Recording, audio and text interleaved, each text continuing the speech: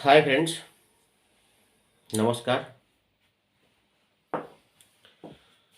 दोस्तों। 5 राज्यों में विधानसभा चुनाव हो रहे थे, या यूं कहें कि हो रहे हैं। अब आप ये देखिए कि उत्तर प्रदेश जो 403 विधानसभाओं का प्रदेश है, भारत में उत्तर प्रदेश एक ऐसा राज्य है जहां पर 403 विधानसभाएं हैं, मतलब सबसे ज़्यादा विधानसभाएं हैं और सबसे ज़्यादा लोकसभा सीट है। दूसरा राज्य हो गया आपका, अभी जो चुनाव है उसकी बात कर रहा हूं, पंजाब। और तीसरा राज्य हो गया आपका उत्तराखंड। और चौथा राज्य आपका हो गया मणिपुर।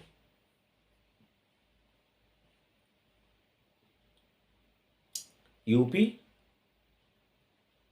पंजाब, मणिपुर और पांचवा आपका गोवा। मतलब 5 राज्यों में चुनाव हो रहे हैं, विधानसभा सीट पर चुनाव हो रहे हैं। सभी नेता, सभी राजनीतिक दल जोर शोर से प्रचार में लग गए। हर कोई अपनी सत्ता पाने के लिए पब्लिक को मोहित करने लगे, पब्लिक को अपनी तरफ आकर्षित करने लगे। उनको वोट चाहिए पब्लिक का और अपनी सरकार बना सके। इस मंशा से, इस महत्वाकांक्षा से, इन इच्छाओं की पूर्ति के लिए प्रत्येक राजनेता मैदान में उतर गया। दिसंबर 2020 तक सभी राजनीतिक पार्टियां जोर शोर से प्रचार करती रहीं, लेकिन दिसंबर तक कहीं पर भी धर्म को लेकर, जाति को लेकर राजनीति नहीं दिखाई दी। सब कुछ मुद्दों पर चल रहा था। मुद्दे कौन से? शिक्षा, चिकित्सा, रोजगार, गरीबी, सड़क, बिजली, पानी, महिला सुरक्षा और जनता की सुरक्षा। इन सभी मुद्दों पर चर्चा हो रही थी। दूसरा, बाकी कानून व्यवस्था, इन सभी पर चर्चा चल रही थी और राजनीतिक पार्टी और देश के राजनेता एक दूसरे पर प्रहार कर रहे थे और उनका युद्ध हो रहा था। मतलब मुखर युद्ध, वार्तालाप, एक दूसरे पर अटैक। कौन सा अटैक? बातचीत का अटैक। तुमने क्या किया और फलानी सरकार ने क्या किया, इस तरह के मुद्दे चल रहे थे। पहली बार ऐसा चुनाव हम देख रहे थे अपनी लाइफ में जहां पर धर्म विशेष को लेकर कोई चर्चा नहीं हो रही थी, लेकिन धीरे धीरे बात वहीं पर आ गई और धर्म विशेष को लेकर चर्चाएं जोर पकड़ने लगी। जैसे ही दिसंबर 2020 दिसंबर 2021 दिसंबर 2021 गुजर गया और चर्चाएं जोर शोर से होने लगी। अब यूं कहें कि धार्मिक उन्माद बढ़ने लगा। सोशल मीडिया पर गर्मी शुरू हो गई, षड्यंत्र होने लगे, जाति को लेकर, धर्म को लेकर राजनीति शुरू हो गई। और ऐसी राजनीति हुई कि कुछ कट्टरपंथियों ने या कुछ संगठन थे, उन्होंने क्या किया, कर्नाटक में विवाद करा दिया। कर्नाटक में विवाद करा दिया हिजाब को लेकर। और हिजाब का विवाद स्कूल का था, एक विद्यालय का था, कोई बड़ी बात नहीं थी। स्कूल का एक मैटर था, उसको इतना बड़ा बना दिया गया षड्यंत्र करके। भारत के मीडिया में सुबह से लेकर शाम तक हिजाब पर चर्चा, बुर्के पर चर्चा होने लगी, तरह तरह की बातें होने लगी, सोशल मीडिया पर झगड़े होने लगे, लड़ाई होने लगी, गर्मी बढ़ गई दोस्तों, इतनी बढ़ी,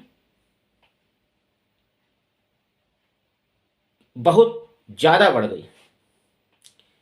एक दूसरे पर अटैक होने लगे, बातों में धर्म पर राजनीति शुरू हो गई। मामला स्कूल का था लेकिन राजनीतिक मुद्दा बन गया, प्रोपेगेंडा बनाया गया, कंट्रोवर्सी शुरू हो गई। मामला कोर्ट में था, कोर्ट फैसला करता। क्या आवश्यकता था, क्या आवश्यकता थी ये सब करने की? भारतीय मीडिया ने उस आग को और हवा दे दी, इतना घी डाला, इतना घी डाला कि देश जलने लगा। कहाँ? सोशल मीडिया में और नेताओं के भाषणों में। पब्लिक का अटेंशन पाया राजनीतिक पार्टियों ने। लेकिन दोस्तों दुख की बात यह है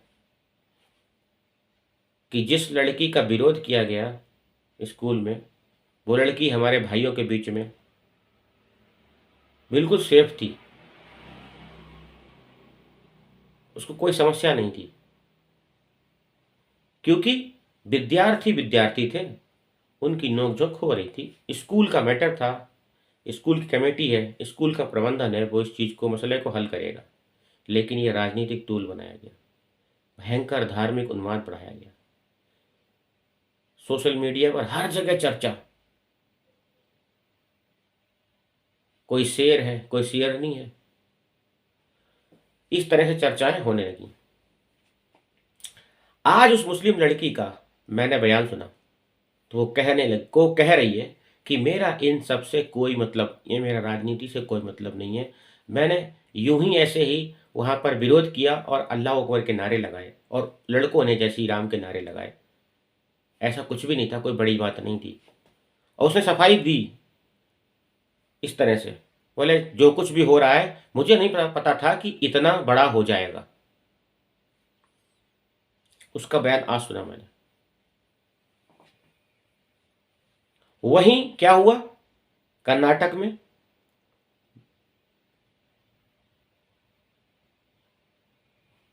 हर्षा नाम के एक लड़के को मार दिया गया, जिसको बताया जा रहा है कि वो बजरंग दल का संगठन का था।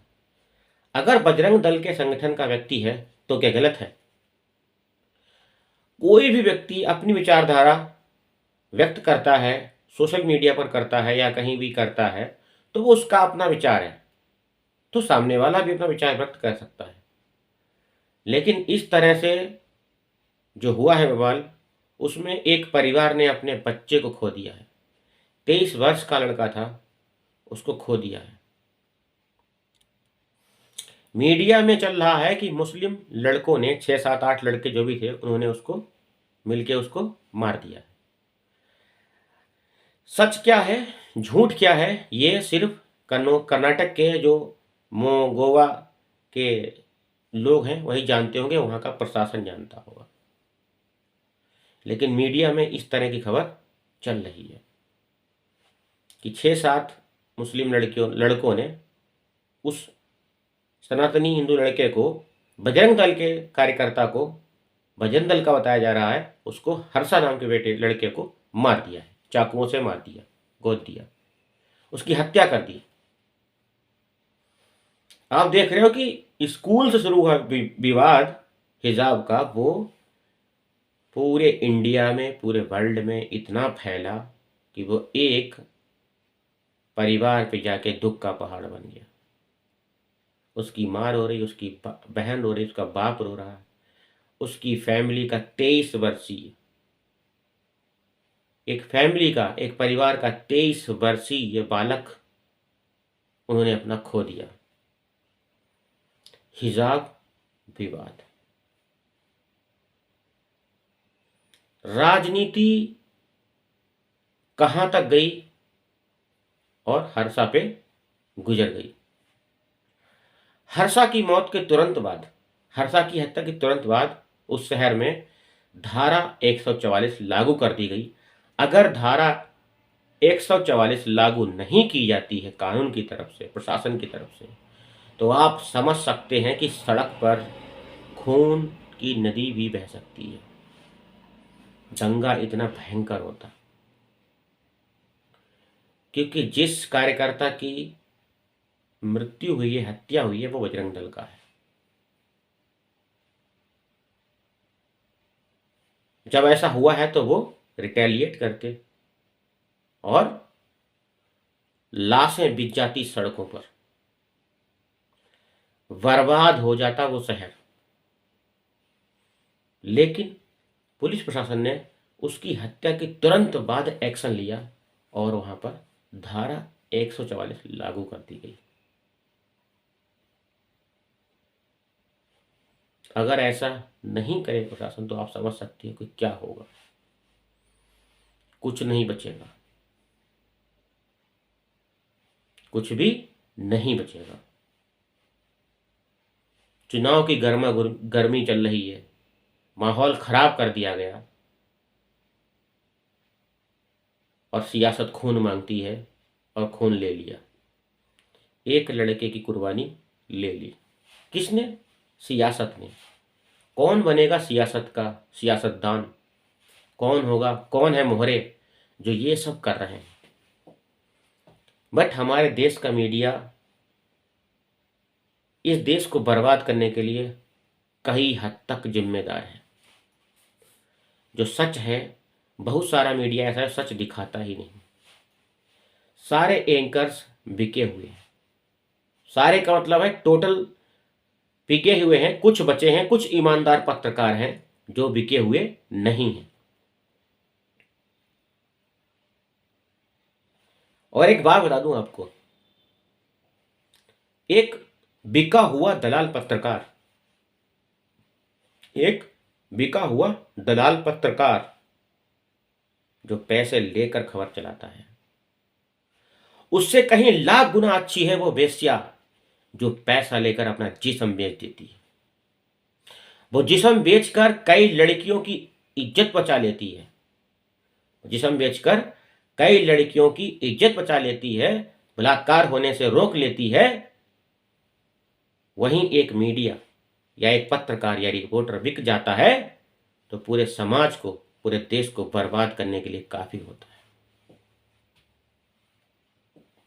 बात बहुत गहराई तक समझना दोस्तों, अच्छी लगेगी आपको। बहुत दुख है हर्षा की मौत का, हर किसी को दुख होगा, क्योंकि कोई नहीं चाहता किसी के घर का कोई चिराग बुझ जाए।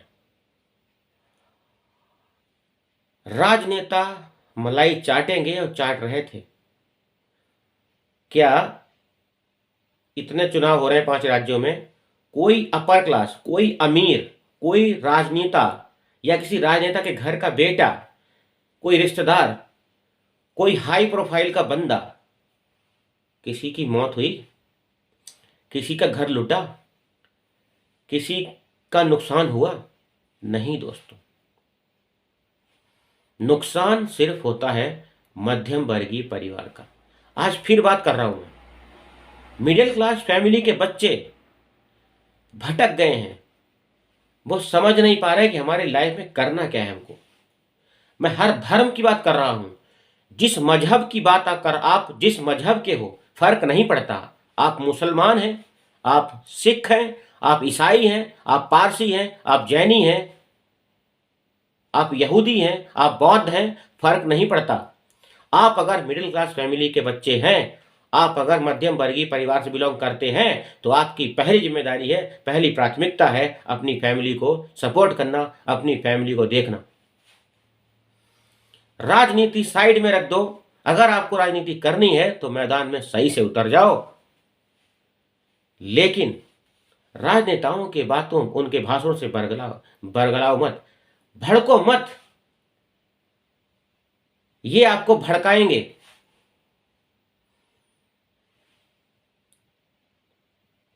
भारतीय जनता पार्टी के भी कई सारे ऐसे पॉलिटिशियन हैं जो भड़काऊ भाषण देते हैं। उनका धंधा है ये, उनका पेशा है ये, क्योंकि उनकी राजनीति इन्हीं भड़काऊ भाषणों के दम पर चमकती है। वहीं समाजवादी पार्टी का भी नेता पॉलिटिशियन भड़काऊ भाषण देते हैं, उनकी भी राजनीति इसी दम पे चमकती है। वहीं AIMIM का असदुद्दीन ओवैसी जो हैदराबाद का है, मुसलमान है, वहीं उसका भाई अकबरुद्दीन ओवैसी, ये दोनों भड़काऊ भाषण देते हैं। ये जनता को भड़काते हैं, लेकिन क्या इनका कुछ बिगड़ा? कुछ नहीं बिगड़ेगा इनका सब कुछ बनेगा। ये करोड़ों अरबों छाप लेंगे, ये इतना पैसा छाप चुके हैं कि इनका कुछ नहीं होने वाला।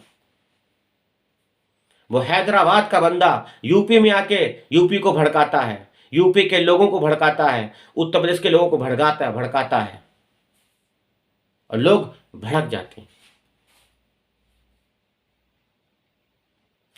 अरे इन राजनेताओं को अंदर से पहचानो, इनकी मंशा क्या है, ये चाहते क्या हैं।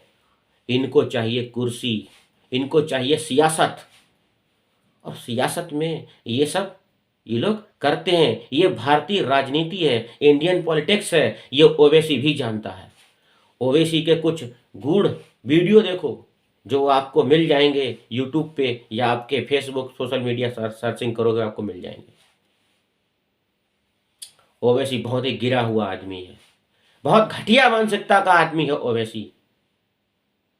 और ये हैदराबाद चला जाएगा यहां से, करने क्या है ये हैदराबाद से उत्तर प्रदेश में क्या करने आया है? इसका कोई काम नहीं है।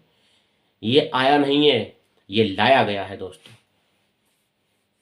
इसकी एक भी सीट नहीं निकलेगी, इसको कोई मुसलमान वोट नहीं कर रहा है। इस समाजवादी पार्टी में वोट जा रहा है, कुछ बीजेपी में जा रहा है, कुछ बीएसपी में जा रहा है, तो ये करने क्या, झक मराने आया यहाँ पे? इसको कौन दे रहा है वोट यहाँ पे?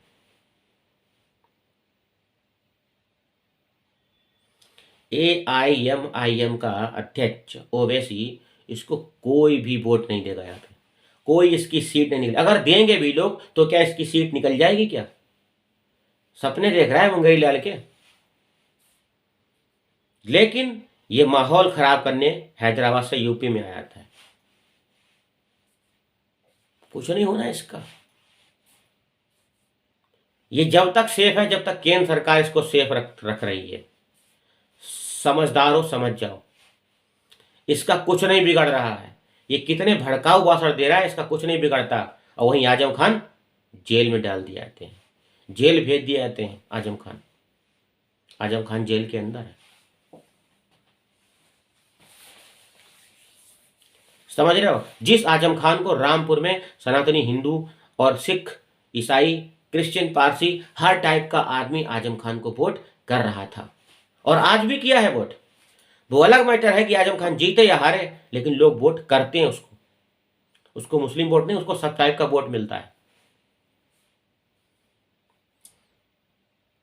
आप समझ रहे हो? ओवैसी बाहर छुट्टा खुला घूम रहा है, उसका कोई कुछ नहीं बिगाड़ रहा है।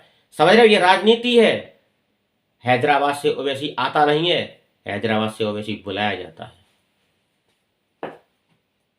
ये अंदर की बात है। धार्मिक उन्माद, धार्मिक झगड़े, आपस में मनमुटाव, लड़ाई झगड़े social media, WhatsApp chat, Instagram पर मत करो। हर राजनीति के जो भी पुरोधा हैं, जो भी राजनेता हैं, अगर वो गलत हैं तो उनके बारे में आप सही लिखो, उनके बारे में सही लिखो, कौन कितना सही है, कौन कितना गलत। लेकिन एक ही पार्टी को गलत कहना यह भी सही नहीं है। एक ही पार्टी को गलत कहना और एक ही समुदाय, सिर्फ एक ही पार्टी को टारगेट करे, यह भी सही नहीं है, ये गलत है।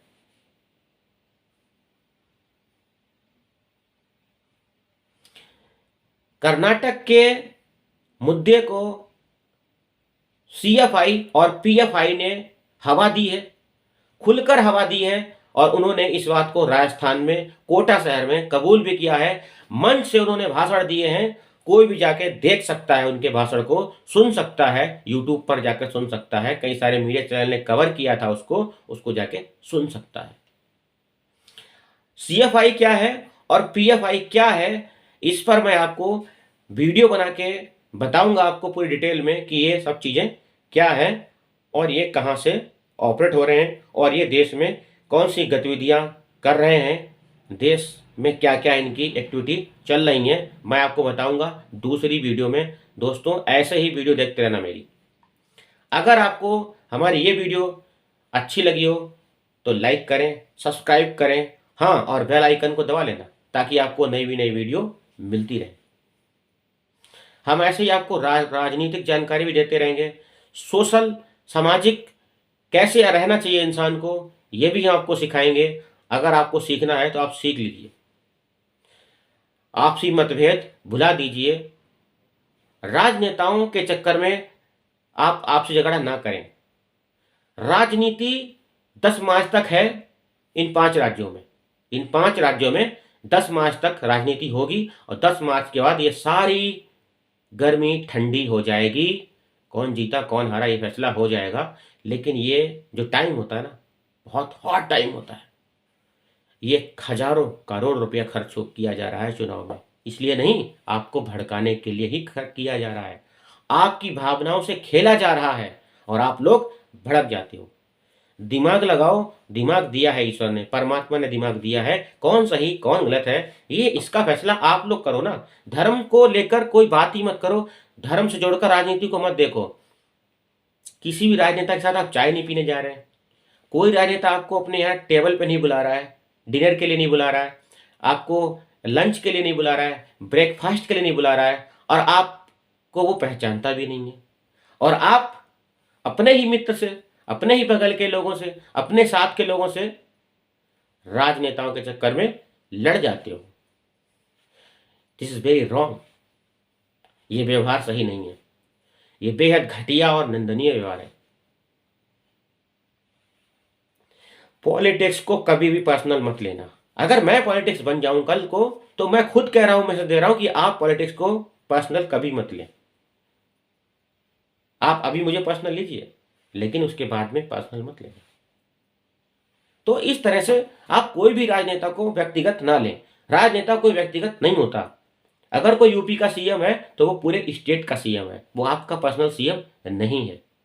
वो क्या कर रहा है क्या नहीं कर रहा है उसका मैटर है। वो राजनीतिक स्टंट है, राजनीतिक फंडे हैं अपने, वो अपना कर रहे हैं। लेकिन आप लोग इतना सीरियस मत होइए, उनसे बात करिए। जो मैंने आपको पहले मुद्दे गिनाए थे, स्टार्टिंग में वीडियो में बताए थे, उन मुद्दों पर चर्चा कीजिए, ठीक है। बेस्ट है। देश विरोधी ताकतें कहाँ बढ़ रही हैं, क्या कर रही हैं, उन पर नकेल कसी जाएगी। वो काम है हमारी सरकार की, हमारे जो प्रशासन में हमारा एडमिनिस्ट्रेशन है, उसकी सुरक्षा एजेंसियां हैं, उनका काम है उन पर नकेल कसना, उनको सबक सिखाना। ये सब सिस्टम पूरा बना हुआ है उसके लिए, और राजनेताओं का भी काम है उनको सबक सिखाना। ठीक है दोस्तों, जय हिंद, वंदे मातरम, जय श्री कृष्णा, राधे राधे दोस्तों। फिर मिलेंगे आपको एक नई वीडियो में, तब तक देखते रहिए हमारी नई वीडियो। और आपको मैं बताया था अभी मैं सीएफआई और पीएफआई के बारे में आपको बताऊंगा, नेक्स्ट वीडियो में बताऊंगा, फुल डिटेल बताऊंगा आपको कि वो कहाँ कहाँ कैसे कैसे ऑपरेट हो रही हैं, देश में उनकी क्या गतिविधि है, क्या है उनकी विचारधारा, और वो क्या करने के लिए उनका मकसद क्या है, वो सब आपको हम बताएंगे।